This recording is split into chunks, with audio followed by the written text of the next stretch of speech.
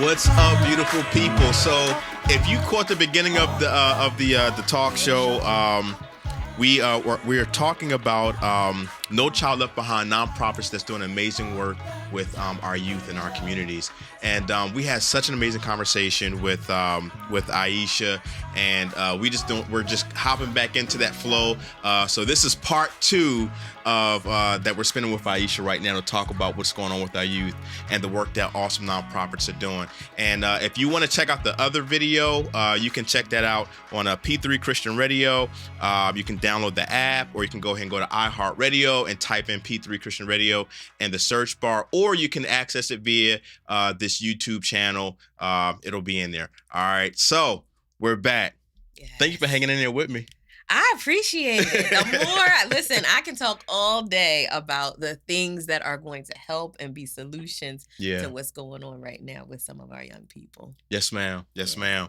And we're going to have to talk about that book bag, too. I want to bring that book bag. And right, it just said, thank you, Tommy. As soon as that John wrote, as soon as I said it, the book bag has a mind of its own. It is speaking to you. You see that, yo? Saying something. That is so amazing. And you see I was just changing colors and that is so crazy. Yes. Wow. So we're going to talk about that because I know that you're interested in doing some tech, pulling in young people with what they're doing with technology. So before we hop into that, I want to talk more about community and how we need to wrap our arms around our youth. So there's a lot of nonprofits out there that's doing some amazing work, right? You mentioned that there's a lot of resources out there, et cetera, that's out there to help families, single parent homes, dual parent homes, whatever, right? But I want to know, the resources are excellent, but what can we do as a community to help our youth? To whether it's, helping out another nonprofit, but what can we do? I may not know anything about a nonprofit. I may, just be, the somebody that's on a block that just sees some youth that's out on the street. What can the community do to help our young people? So we are the most valuable resource for our young people. I think about when I was young, growing up, I have always had a collective mentality and a collaborative mentality. Yeah. And I know that for me, it wasn't just what my mom did, my dad, my cousins. There were teachers, there were mentors, there was a neighbor that were all responsible and felt that responsibility for me. And the most important thing, like you said, we have a lot of nonprofits in this city that are doing amazing work, that are led by passionate people. Yeah. And the more that we're able to collaborate and work together, the more we'll be able to help our young people. But as an individual, just like you said, in your neighborhood, if you can give an hour, and I'm not even saying an hour a day, an hour a week, an hour a month. Yeah. Right? Because sometimes people are like, I'm too busy, I don't have time. But they look at the problem and they say, this is really something that we have to address or deal with. If you can take an hour a month and donate your time to one of those nonprofits. Wow. And everybody has a gift. Yeah. So I got some friends that don't like young people. And they know Let's just put it out there. Always trying to, you always doing something with some young people. Like, I'm not really a kid kind of person. Yeah. Well, guess what? That nonprofit organization also relies on volunteers to help file paperwork. Wow. To help make telephone calls. Yeah. If you can make a telephone call, if you can say, you know what, for an hour, I will come to your nonprofit and call the students to make sure that they have some information. That is of value. Wow. Wow. And so I know a lot of people that are also interested in starting nonprofits, right? They see a problem and they think, oh, I really want to be able to help. Yeah. And that is a wonderful thing. It is a challenge, so I will not sugarcoat it and say that it's easy to get money or to do all the paperwork that's required. But what I do encourage is that if that is your goal, that you also take some time to volunteer and help on the back end with some of the things it takes to run the nonprofit. Yeah. And I'll guarantee you, any organization that you call and say you want to donate your time, they will not turn you away. They will not tell you no. They will definitely When can you come? When can you come? Can you come today? Do you think you have a moment? to come this afternoon. Yeah. So it really is important because it helps you to see the behind the scenes and some of the things that are required. It can help you to form some ideas about what you want to do, Yeah. but it also really does benefit that organization. Yeah. So like I said, money is important. We definitely need grants, and it's important to have individual donors and that money, but it's really just as important to have people and those human resources to help grow. Wow. Wow. Wow. Um, so you mentioned we were just talking about how the community can be involved. And you also mentioned about how some people can feel so impassioned about something, an issue that they may see that they may want to start their own nonprofit. Yeah. And it's so funny because I talked to other executive directors of nonprofits, and and the advice that you just gave is so sound and so sage, because I don't think that many people who want to start nonprofits are fully aware of the challenges, Yeah. especially if there's an oversaturation with the nonprofit that you're trying to start. So you really got to do your homework because there's a limited amount of funding. Yeah. So if you're trying to start a nonprofit, um, if you're trying to start a nonprofit and there's one that's already out, that's already been established, they may want to giving funding to that nonprofit as opposed to yours, which is new and you're still trying to get your weight up. Yeah. So what are some of the challenges that you faced as a executive director of a nonprofit? What's some of the things that somebody may be wanting to start one that you'd be like, okay, baby, sit down. Yes. So we can have this conversation. Let me prepare you. What are Yes. some of the things that people should be prepared for if they're trying to start a nonprofit? So, and there's a bit of a learning curve, right? And so I entered the nonprofit space because I saw a need. I was working in the music industry. Hmm. I saw so many young people that wanted to do things in music, Hmm. and I wanted to make sure they understood the business side, but also just all the careers that were possible. Yeah. And I was excited about it, gung ho. And that's a good thing Hmm. because it doesn't stop you. If you know all the challenges, Hmm. sometimes you won't even start.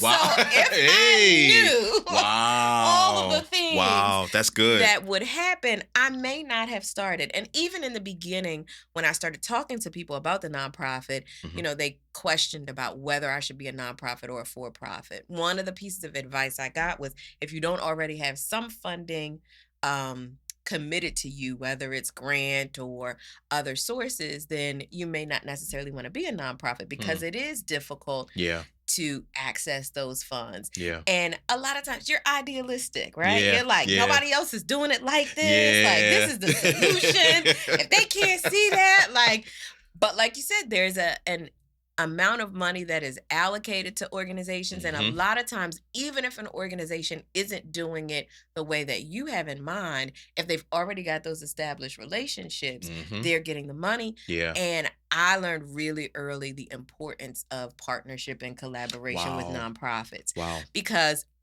sometimes there's an organization that has a larger name, that Yeah. has a budget, but they're not necessarily impacting the young people in the way that they want to, even. Wow. And so to be able to go in and say, hey, what if we do this project together? And so a lot of the early work that I did with nonprofit, we did Hmm. projects in collaboration with Okay. organizations that had funding. Yeah. So they just may not have this approach, or they may not have access to some of the people that I did. Yeah. And so the ultimate goal and the thing that I've always been able to keep in mind is we're here in service of these young people. Yeah. And so it may not look the way that I thought it was. I thought I'm going to get this paperwork done, start this Yeah. nonprofit, and money is going to just fall from the sky because there's, If I build it, they'll come. yeah, there's money everywhere. I keep seeing Yeah. all of these numbers floating around, grant for this, grant for that.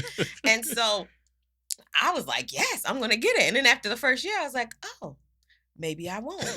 But the other thing I will say that is really important, it's a challenge, but it's really important Hmm. to keep in mind that you do not necessarily have to have a big budget to have a big impact. Wow. And so I had in my head, like, we have to have $100,000 or more a year in Hmm. order to really run this program. Yeah.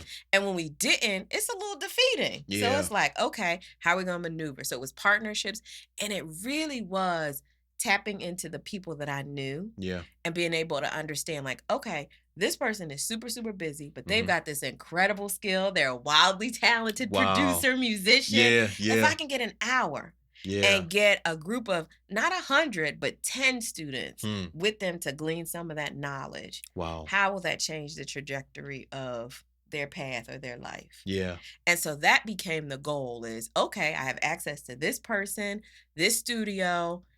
It doesn't cost me anything to invite 10 students to come in here, Mm-hmm. to sit and learn from them, see what they're doing. Mm-hmm. But it sparks that inspiration, that Yeah. dreaming that maybe if Tommy is doing this, I can do this Wow. too. Yeah.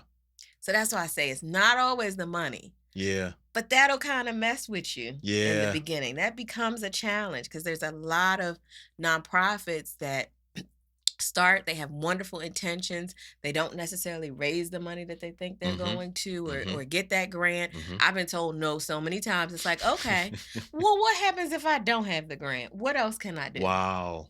Yeah. Yeah. But it's allowed me, I think, to be much stronger, Okay. more flexible. And along the way, I always realize that I'm thinking it's going to go this way and this is what it's supposed to be. It goes completely left, Yeah. but it goes the way it's supposed to. And it has the impact that it's supposed to. I love that. I love that. Because if I was near that button, I would do that. Hashtag nuggets. Nuggets. Your nuggets That- button is over here. There it is. Nuggets.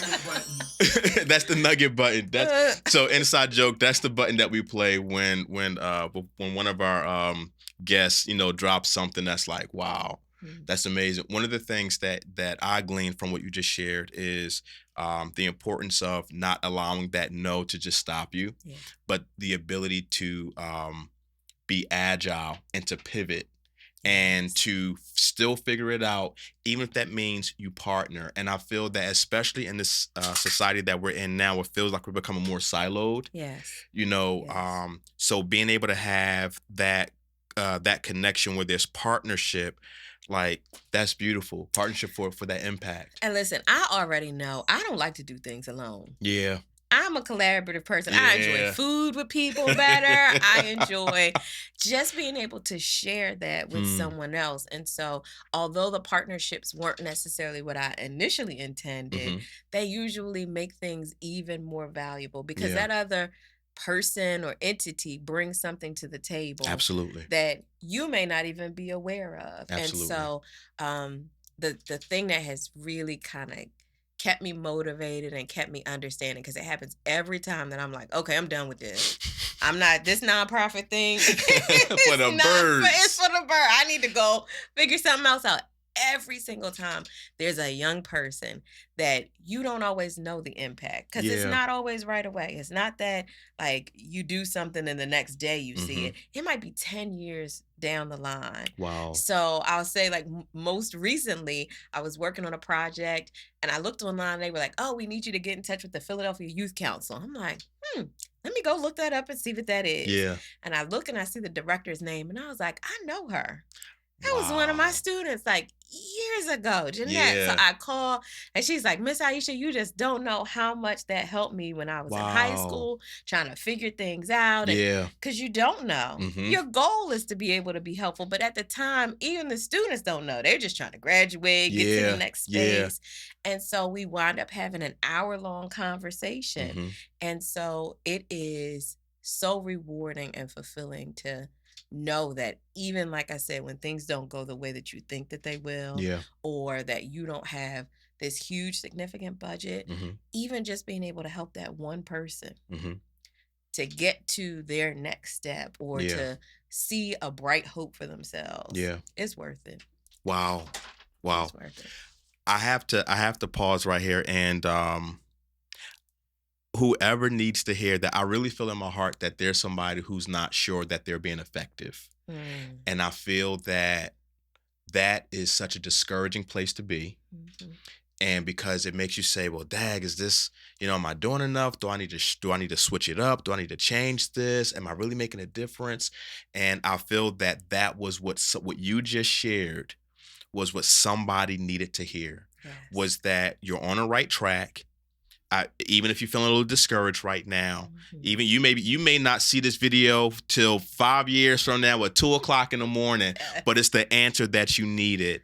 You don't know the impact that you're making. You may not see the impact, till Years. years later. Yep. So wow, thank you for sharing that. Absolutely. Um, so and it's funny that you went in that direction. I wanted to ask you, is there besides the amazing young lady that you just mentioned, is there another success story that like just kind of sticks with you, like, oh wow, like I just wow. You know what? And there are a few, and it's like I said, they come in different spaces, right? Hmm. So with the Blues Babe Foundation, and this is another testament to the importance of collaboration Yeah. and really taking on that mentality that in a young person's life there's going to be so many different people that make an impact, Yeah. and sometimes it's you and sometimes it's somebody that you've introduced them to or someone else, but we're all kind of adding a little bit to help them along that journey, Yeah. right? And so I'll give two examples. One, there's a young lady named Amore. Okay. And so I was introduced to her, and I forget sometimes. So she has to remind me she was a camper with us Wow. for Camp Jill Scott.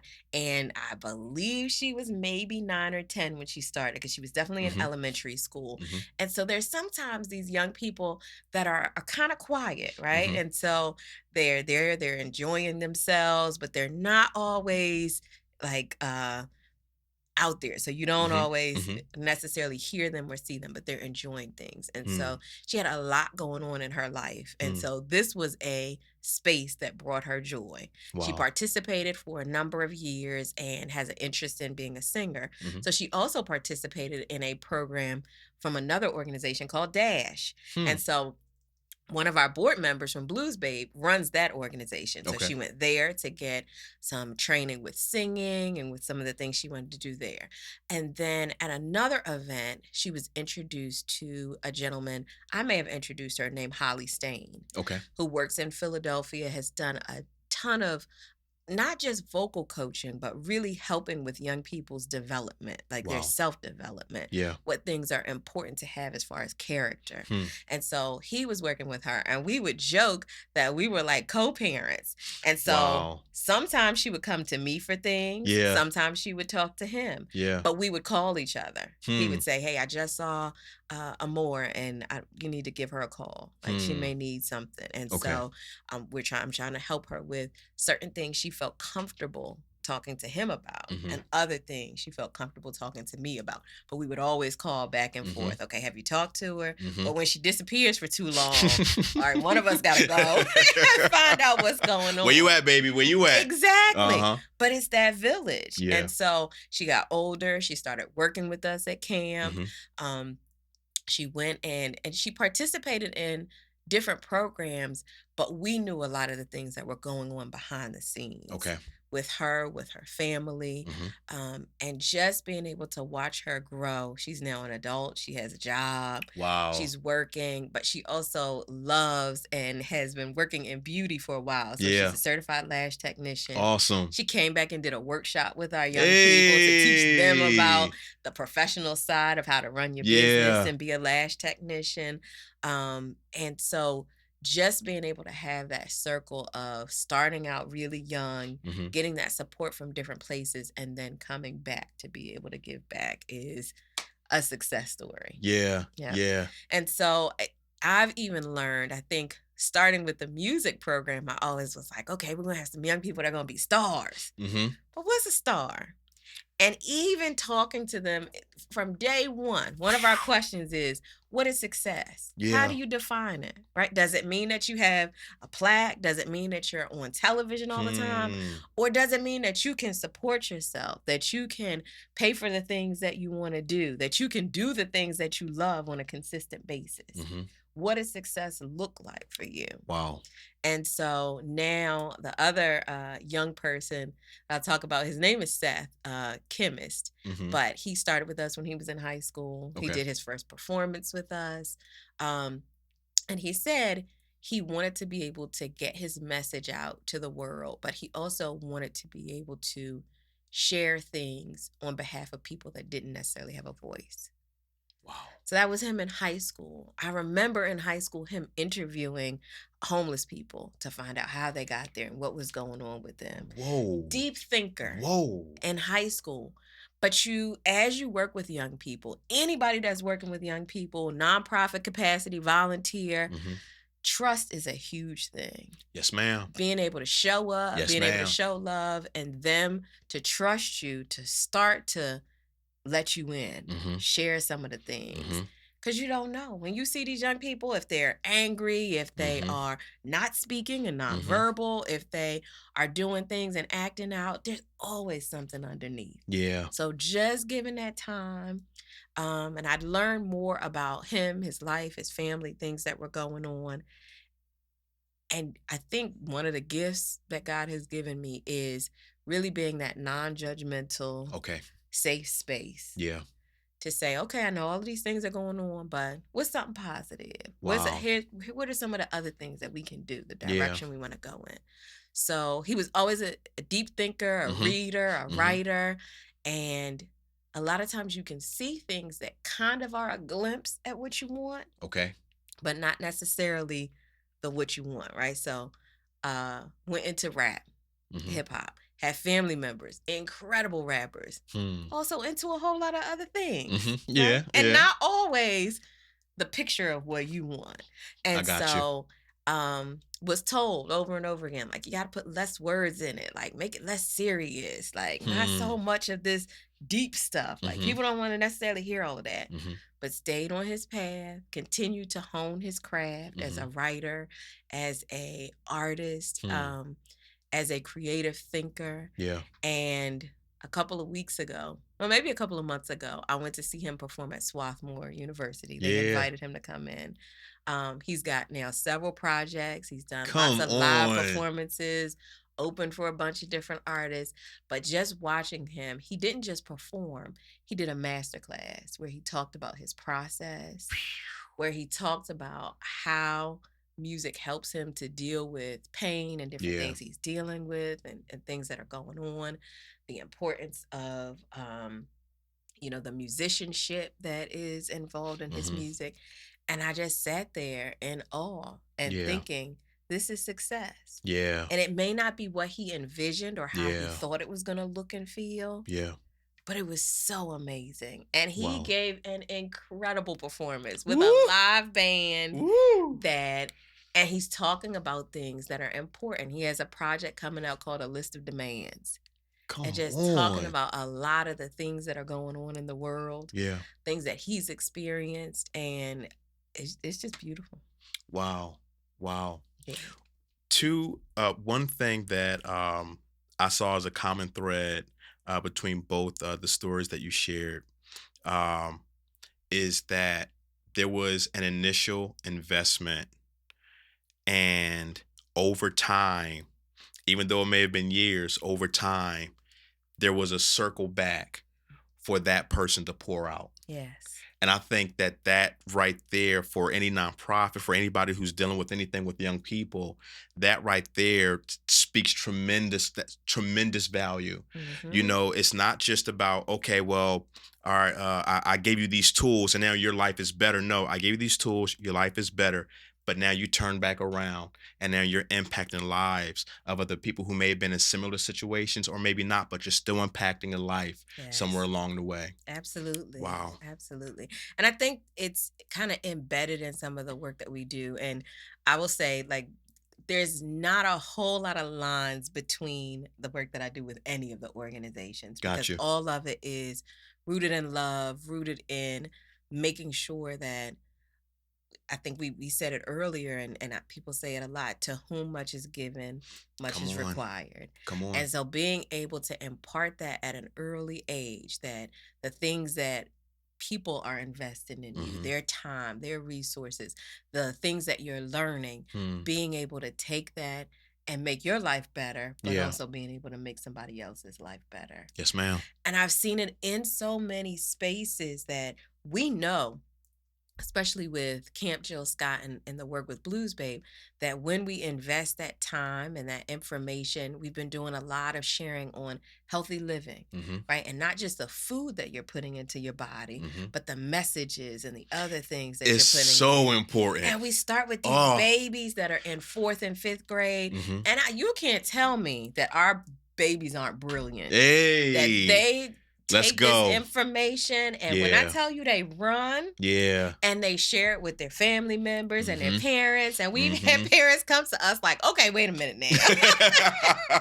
Our baby just came home and was like, we can't eat this, so we need to do that. Yeah. Come And on. it just brings my heart so much joy. I'll share one more. We Oh, had that's a beautiful. student who's in high school now, and I Mhm. just spoke to him the other day because when Jill was in town for her concerts, we Mhm. invited some of the students to come and share what Blues Babe does in the Yeah. lobby with people. And so one of the students, he's a high school student, and we're not always in constant communication, right? Okay. But you know that once those seeds have been planted, Come on. it's so beautiful to Come on. just watch. He said, I'm writing a book.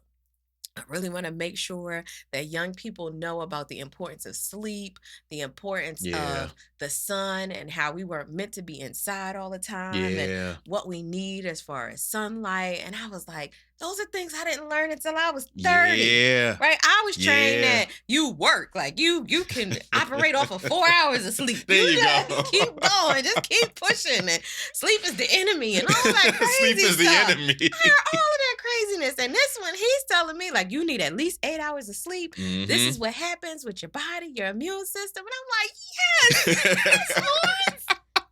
Oh, yes. So I love Wow. it just to be able to kind of start planting those seeds. Mhm. And as we learn things as adults, being able to make sure that our young people are getting the information early and Come learning on. from them, Come on. because they definitely are uh they're the solutions. They They have are so the many of the solution. answers. Yep. Wow. And I don't even think that as a community that we actually see that our young people, they are actually the solution.